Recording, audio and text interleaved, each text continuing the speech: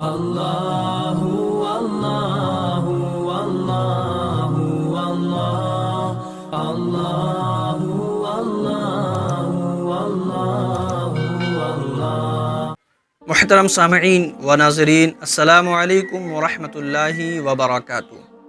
الصلاۃ والسلام علیک یا رسول اللہ صلی اللہ تعالی علیہ وسلم۔ ناظرین محترم، بنی اسرائیل میں ایک مرتبہ قحط پڑا۔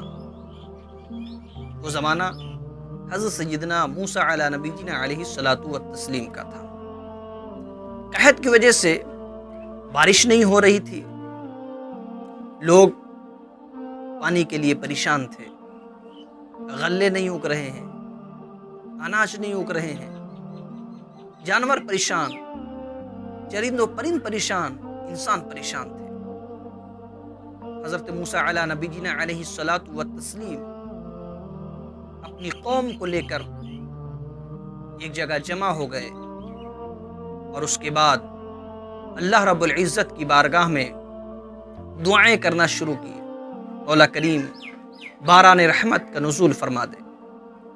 اللہ تبارک و تعالی نے حضرت موسیٰ علی نبینا علیہ الصلاۃ والتسلیم پر وحی نازل فرمائی اور فرمایا، موسیٰ، تمہاری قوم میں، تمہارے مجمع میں ایک ایسا گنہگار شخص ہے جو 40 سال سے مسلسل میری نافرمانی کر رہا ہے، گناہ کر رہا ہے۔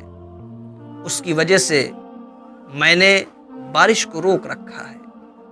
اس کے گناہوں کی نحوست کی وجہ سے میری رحمت روٹھ چکی ہے۔ اس شخص کو اپنے مجمع سے باہر کر دے، میری رحمت برس پڑے گی، باران رحمت کا نزول ہوگا۔ حضرت سیدنا موسیٰ علی نبینا علیہ الصلاۃ والتسلیم اپنی قوم سے مخاطب ہو کر ارشاد فرمایا، ایسا کون شخص ہے جس نے 40 سال سے مسلسل اللہ رب العزت خالق کائنات کی نافرمانی کر رہا ہے، گناہوں میں اپنی زندگی کو گزار رہا ہے، اس کے گناہوں کی نحوست کی وجہ سے بارش نہیں ہو رہی ہے، وہ شخص مجمع سے نکل جائے۔ اللہ اکبر۔ وقت گزر گیا لیکن مجمع سے کوئی نکلنے کو تیار نہیں ہے۔ وہ شخص جو 40 سال سے مسلسل گناہ کر رہا تھا، وہ دائیں بائیں دیکھتا ہے کہ کون نکلتا ہے، لیکن کوئی نکلنے کو تیار نہیں ہے، کوئی مجمع سے دور ہٹ نہیں رہا ہے۔ وہ شخص سمجھ جاتا ہے کہ میں ہی گنہگار ہوں۔ اب وہ یہ سوچتا ہے کہ اگر میں مجمع سے نکل گیا تو سارے لوگ دیکھیں گے، مجھے دیکھیں گے اور کہیں گے اسی کے گناہوں کی نحوست کی وجہ سے بارش نہیں ہو رہی تھی، اللہ ناراض تھا، میری بے عزتی ہوگی۔ لہٰذا وہ شخص بیٹھے بیٹھے وہیں پر اب دل کی زبان سے اللہ کی بارگاہ میں سچی توبہ کرنا شروع کر دیا۔ مولا کریم مجھے معاف فرما دے، اب آئندہ گناہوں میں اپنی زندگی کو نہیں گزاروں گا۔ سچی توبہ اس نے کی دل ہی دل میں، کسی کو پتہ بھی نہیں چلا۔ ابھی بہت زیادہ دیر وقت گزرا نہیں تھا کہ بادل چھا گئے، اور اس کے بعد پھر موسلادھار بارش ہونا شروع ہو گئی۔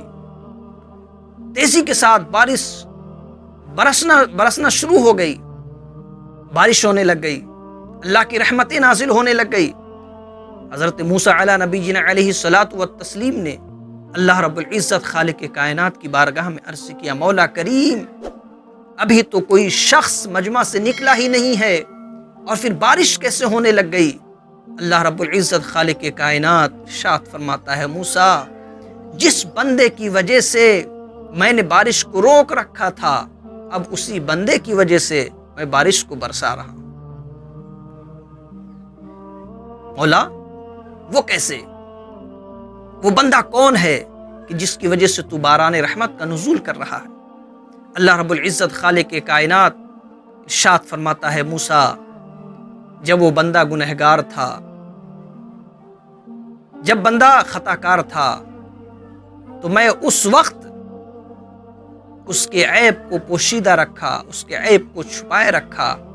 اب جب اس نے سچی توبہ کر لی ہے تو اب میں اس کے عیب کو کیسے بیان کر دوں؟ اگر میں یہ کہوں کہ اس شخص کی وجہ سے میں بارش نازل کر رہا ہوں، تب تو لوگ دیکھیں گے کہ ہاں یہی شخص تھا جس کی وجہ سے بارش نہیں ہو رہی تھی۔ لہٰذا ایسی صورت میں بھی میری رحمت کو گوارا نہیں ہے کہ اب بھی اس کا پردہ فاش کیا جائے۔ ناظرین محترم، رب کتنا کریم ہے، کتنا رحیم ہے، غفور الرحیم ہے، ستار العیوب ہے کہ بندوں کے عیب کو کیسے پوشیدہ کرتا ہے، اس کے گناہوں کو کیسے چھپا لیتا ہے۔ بس شرط یہ ہے کہ بندہ اس کی بارگاہ میں ندامت کے ساتھ آئے، اس کی بارگاہ میں رجوع لائے، سچی توبہ کرے۔ اللہ تبارک و تعالی توبہ کو قبول کرنے والا ہے۔ ان اللہ یحب التوابین، بے شک اللہ توبہ کرنے والے کو پسند فرماتا ہے، محبوب رکھتا ہے۔ لہذا توبہ کا دروازہ ہر وقت ہر لمحہ کھلا ہوا ہے۔